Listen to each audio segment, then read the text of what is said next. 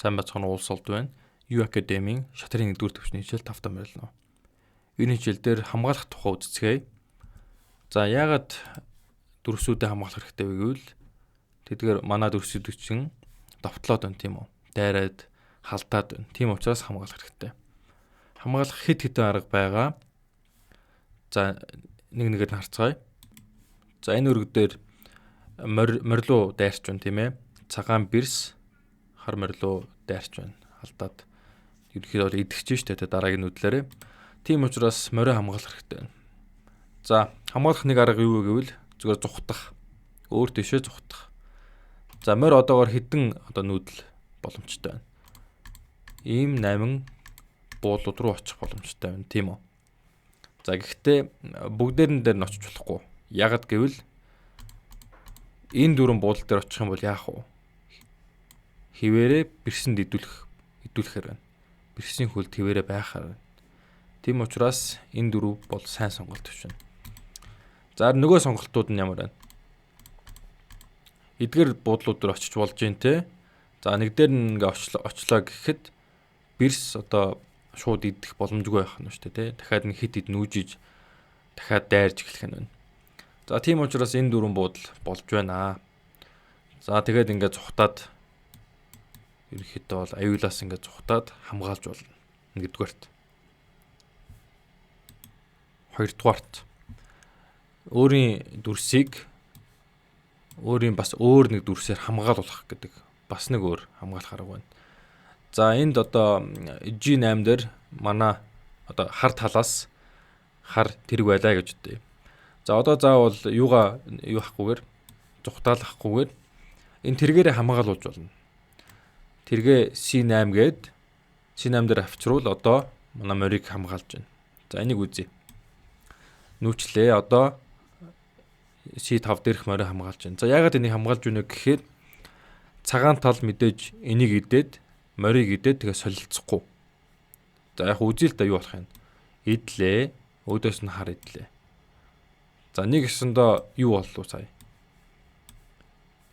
Цагаан тал бэрсээ айлын морио солилцлоо шүү дээ. За тэгээд энэ ашигтай 8 байсан ба гэж бодож байна уугүй юу? Мэдээж ашиггүй шүү дээ тий. Илүү үн цэнтэй хүчтэй дүрсээ айлын сул дүрсээр солилцлоо. Тэгэхээр мэдээж энийг идэх нь ашиггүй 8 байх нь. Энийг идэхгүй тийм учраас энэ хамгаалж чадлаа гэж ойлгож байна. Тэргийг харин G8-аас G5 дээр авчирж бас хамгаалж болох юм те. Төрөний адилхан зарчмаар нэг шугамд оруулаад тэгээд морио хамгаалж байна. За гэхдээ энэ нэг асуудалтай. Ямар асуудал вэ? Ингээ авчирчээ. Энийг хамгаалж байна тийм ээ морио. Гэвч нөгөө талд нь өөрөө халталтанд өртцсөн. Цагаан бэрсийн халталтанд өртцсөн. За ингээд өөрийнхөө дүрсээ хамгаалах гэж ирсэн. Тэгээ бас тэрний хажуугаар өөрөө халталтанд өртчүүл юуных нь хамгаалах байх вэ те. За тэгвэл энэ зөв шийдэл биш байна. Төрөний C8 дээр ирээд ингэж хамгаалвал болж байна. Энэ хөрөг дээр жишээлбэл энэ хар тэмээгээ яаж хамгаалвал зохистой байна. За мэдээж зүхтаж болно тийм ээ. Мишээшээ зүхтаж болно. Хаашаа зүхтчихлахгүй лээ. Энэ буудал руу зүхтчихлахгүй байна тийм үү? Мөн энэ буудал руу. Ийшээ ирлээ. Тэрэг адилхан л идэх боломжтой.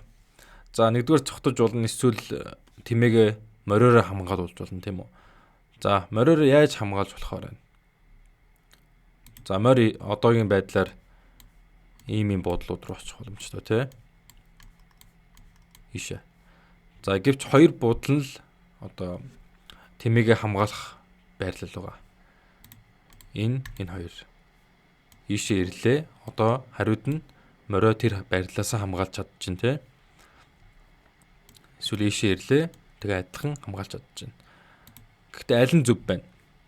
Ийшээ нүүчих юм бол өөрийнхөө тэмээг хамгаалж чадчихна. Гэхдээ өөрөө идүүлчихнэ тийм үү? Тэргэнд. Тийм учраас нөгөөх нь энэ зөв байгааз ийшээ нүлээ E3 руу. За тэгээд B5 дээрх тэмээгээ бас хамгаалж чадчих байна. Бас өөрөө тэргэнд идүүлэхгүй. Тэрний замаас хол байна. За хоёрдугаарт 3-дугаарт хэрхэн хамгаалах вэ гэхээр дайрж давшиж байгаа дүрсийг идэх. За бас нэг тийм сонголт байгаа. За энэ дээр юу болж байна? Хоёр эсрэг талын өнгийн морь бие биен руугаа халдж байна. Бие биен руугаа дайрч байна тий. Цагаан морь хар морь руу дайрч байна. Хар морь цагаан морь руу дайрч байна. Бие биенийгаа л идэх боломжтой байна. За цагаан одоо морио хамгаалах хэрэгтэй байлаа гэж бодъё тий. За мэдээ цухтаж болно. Цухтах бол үргэлж боломж тийм ээ. За эсвэл идсэн ч болно. Өөрлөө ч дайрж байгаа одоо дүрсийг идэж болно. Тэгээд хамгаалчихж байгаа. За энэнийг л ерөнхийдөө харилцан хамгаална. Харилцан дайрна гэж хэлнэ. Яг гэвэл аль нь ч бие бинийгаа идэх боломжтой тий. За тэгэхээр хамгаалах бас нэг арга бас юм байна. Нэг өрөө харцгаая. За цагаан тэргийг хамгаалах хэрэгтэй байгаа энэ тохиолдолд. Ягаад гэвэл морь идэхэд байршсан байна шүү дээ. За мэдээ зүхтаж болно. Тэр бол үргэлж нээлттэй тий. За ийшээ нөхгүй л дээ. Юучгсэн аюулаас зүхтах боломжтой. Эсвэл тэмээгээрээ хар морийг идчих болно тий. Түрүүн хэлсэн. Энэ занал хийлээд байгаа, дайраад байгаа, өөрийн тал руу дүрс рүү чин дайраад байгаа айлын дүрсийг идэж болно. Тэгэж хамгаалж болно. За идчихэ. Идлээ. Тэгээд айлын хүү хариулаад идэнэ. За тэгээд гол нэгдсийн үр дүнд адилхан цагаан тэргээ хамгаалж үлдэж чадлаа. За 3-дугаарт ингэж айлын одоо дүрсийг идэж хамгаалж бодно. Хамгаалах 4-р арга юу вэ гэвэл англиар interpose гэдэг. За монголоор юу гэж ойлгох вэ гэхээр халахлах, замд орж халахлах гэж ойлгож болно. За цагаан бэрс рүү одоо дайрч байна. Хар тийм ээ. Бэрсээ хамгаалах хэрэгтэй байна. За мэдээж зүхтаж болно тий. Үргэлж нээлттэй тэр боломж. Эсвэл И4-гээд хүүгээ урагшаа нэг нүгээд халахлж болно. Одоо замд нь одоо ямар нэг юм орцсон юм чин энэ одоо тийм ээ хар бэрс рүү одоо хар бэрсийн одоо дайралт тэг одоо зогсоочлоо гэж ойлгож байна. Яг л замд нь ямар нэг юм орцсон те тэгэлцсэн. За тэглэхтэй бас одоо өөдөөс нь бас дайрч байна тийм үү? Оронгоор нэргүүл ажиллаа шүү дээ. За нэг нүдлэр тэгэхээр хоёр юм амжуулчлаа. Нэгдүгээрт халдалтыг зогсоолоо. Халдалтыг зогсоосноор хамгааллаа. Тэгээд өөдөөс нь одоо тэмээ гэж идэв шүү гэд занал хийлж байна.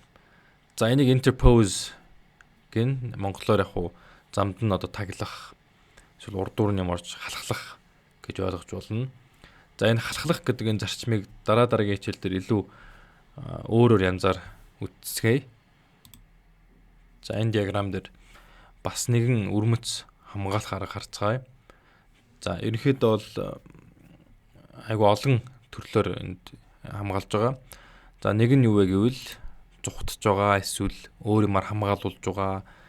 За эсвэл нээх одоо зам нээж бас хамгаалалт бас тийм бас төрлийн хамгаалт байгаа. За цагаан бэрсийг тэгэхээр ерөнхийдөө халдж байна гэсэн үг. Энэ диаграм дээр хар бэрс цагаан бэрсийг одоо идэх гээд дайрч байна. За цагаан бэрсээ одоо ерөнхийдөө хамгаалах хэрэгтэй шүү дээ. За ямар боломжууд байна? Өөдөөс нь идэж болно. Зүхтаж болно. За зүхтах нь ч одоо хаашаа юм. Яг тэгвэл энэ цагаан морийг ч бас идэх гээд дайрцсан ба шүү дээ. Тийм учраас ийшээ зүхтах нь бол цагаан бэрсд бол муу байна, тий ашиггүй байна. Энэ морио алдчихна.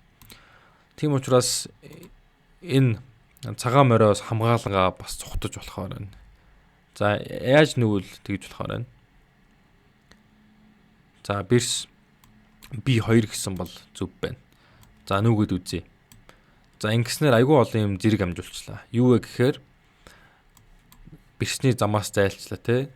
Тэгэхээр идүүлэхгүй ингээд цухтаад хамгаалчлаа. Хоёрдугаарт B2 руу нүүснээр одоо A3 дээр га морио хамгаалж байна.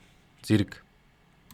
За ингэж нөө замаас зайлж одоо халдталтнаас ингэж зүхтаж ингэж нүүсээр одоо ингэ энэ замыг нээж байгаа ч гэсэн одоо энэ хүү өртөж штэ тэ халталтанд. Ингээд зугцсан ч гэсэн өөрөө хүүгээ хамгаалсан хэвээрээ үлдчихэж байгаа. За нэг нүүдлэр айгүй олон юм хийчихэж байгаа. Айгүй уран нүүдэл байгаа. За эсвэл ингэж нүүж болно. Хүүгээ B4 энэ хүүг B4 рүү нүгээд энэ дээрс айгүй олон юм амжуулчихж байгаа. Нэгдүгээрт түрүүний халталтын шугамыг зогсоочлоо тэ interpose гэдэг халахлуулаад тэрнээс гадна энэ шугамыг нээж өглөө шүү дээ. Хүүчин одоо урагшилснаар нээж одоо сулж өгөөд тэгээд одоо юу болж байна? Бирс одоо энэ морийг хамгаалах одоо энэ шугам нээгдсэн. Энийг нээн гэж ярина. За энэ хүү бол хэвээрээ аюулгүй байна. За тэгээд 3 дугаарт юу болсон? 3 дугаарт одоо хүүгээрээ одоо эргүүлээд дайрчлаа шүү дээ. Эргүүлээд давтлоод одоо өөрөө чи хийдэв шүү гэд зогсцсон те урд нь. За энэ бас айгүй уран нүүдэл байгаа. Нэг нүүдлэр айгүй олон юм амжуулчлаа. За та бүхэн тэгээд айлын эсрэг тоглогчийн тэгээд нүүдлийг байнга одоо анзаарах хэрэгтэй. Урчилж таамаглах.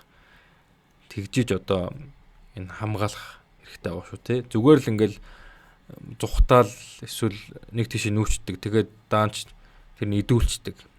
Идүүлэх ямар ч хэрэг байхгүй тийм. За энэ хичээл дээр хамгаалах хэд хэдэн арга харцгаалаа. Та бүхэнд таалагдсан байх гэж найдаж байна. Дараагийн хичээлээр уулзцгаая.